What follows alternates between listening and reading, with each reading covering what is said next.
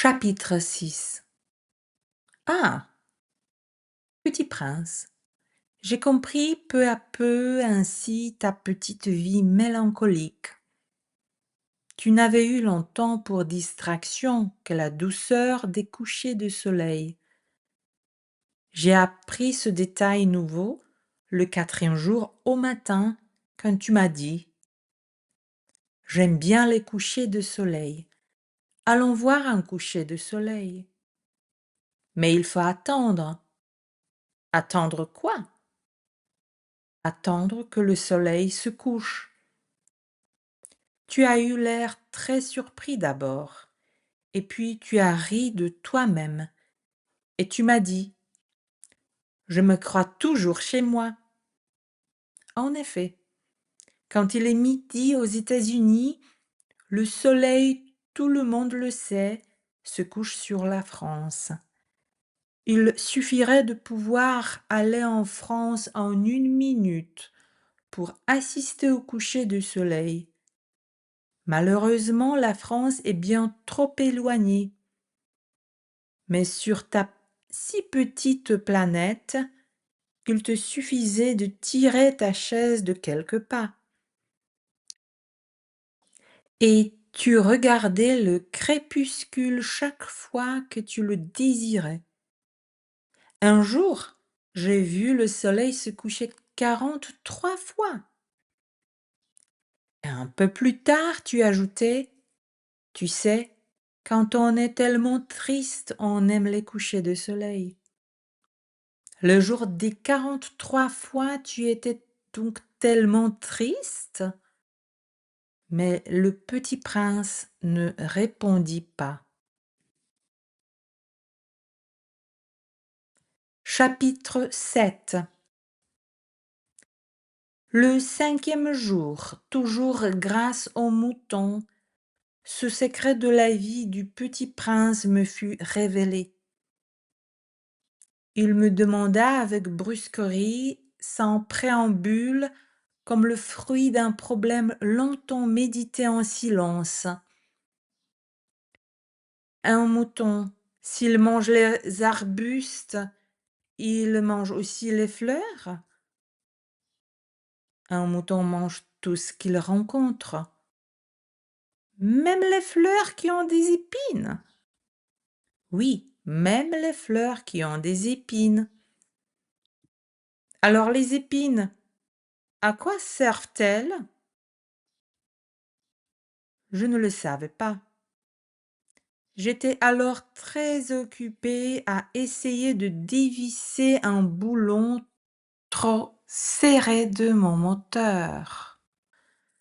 J'étais très soucieux car ma panne commençait à m'apparaître comme très grave et l'eau à boire qui s'épuisait me faisait craindre le pire. Les épines, à quoi servent-elles? Le petit prince ne renonçait jamais à une question, une fois qu'il l'avait posée. J'étais irritée par mon boulon et je répondis n'importe quoi. Les épines, ça ne sert à rien. C'est de la pure méchanceté de la part des fleurs. Oh! Mais après un silence, il me lança avec une sorte de rancune: Je ne te crois pas. Les fleurs sont faibles, elles sont naïves, elles se rassurent comme elles peuvent, elles se croient terribles avec leurs épines. Je ne répondis rien. À cet instant-là, je me disais: Si ce boulon résiste encore, je le ferai sauter d'un coup de marteau. Le petit prince dérangea de nouveau mes réflexions.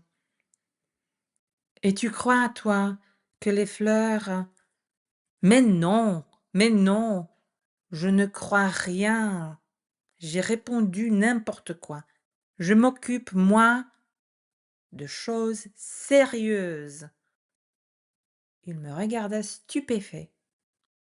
De choses sérieuses.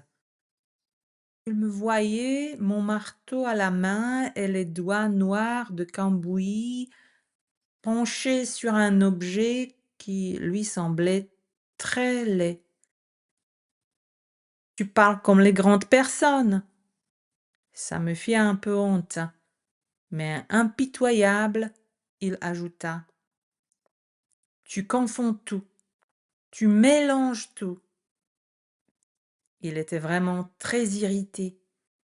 Il secouait au vent des cheveux tout dorés. Je connais une planète où il y a un monsieur cramoisi. Il n'a jamais respiré une fleur. Il n'a jamais regardé une étoile. Il n'a jamais aimé personne. Il n'a jamais rien fait d'autre que des additions. Et toute la journée, il répète comme toi. Je suis un homme sérieux. Je suis un homme sérieux. Et ça le fait gonfler d'orgueil. Mais ce n'est pas un homme, c'est un champignon. Un quoi? Un champignon. Le petit prince était maintenant tout pâle de colère. Il y a des millions d'années que les fleurs fabriquent des épines. Il y a des millions d'années que les moutons mangent quand même les fleurs. Et ce n'est pas sérieux de chercher à comprendre pourquoi elles se donnent tant de mal pour se fabriquer des épines qui ne servent jamais à rien. Ce n'est pas important la guerre des moutons et des fleurs. Ce n'est pas plus sérieux et plus important que les additions d'un gros monsieur rouge. Et si je connais, moi, une fleur unique au monde, qui n'existe nulle part, sauf dans ma planète, et qu'un petit mouton peut anéantir d'un seul coup, comme ça, un matin, sans se rendre compte de ce qu'il fait, ce n'est pas important, ça. Il rougit, puis reprit. Si quelqu'un aime une fleur, qui n'existe qu'un exemplaire dans les millions et les millions d'étoiles, ça suffit pour qu'il soit heureux quand il les regarde. Il se dit, ma fleur est là quelque part. Mais si le mouton mange la fleur, c'est pour lui comme si, brusquement, toutes les étoiles s'éteignaient. Et ce n'est pas important, ça. Il ne put rien dire de plus. Il éclata brusquement en sanglots. La nuit était tombée. J'avais lâché mes outils. Je me moquais bien de mon marteau, de mon boulon, de la soif et de la mort. Il y avait sur une étoile une planète, la mienne, la terre, un petit prince à consoler. Je le pris dans les bras, je le berçai, je lui disais, la fleur que tu aimes n'est pas en danger. Je lui dessinerai une muselière à ton mouton.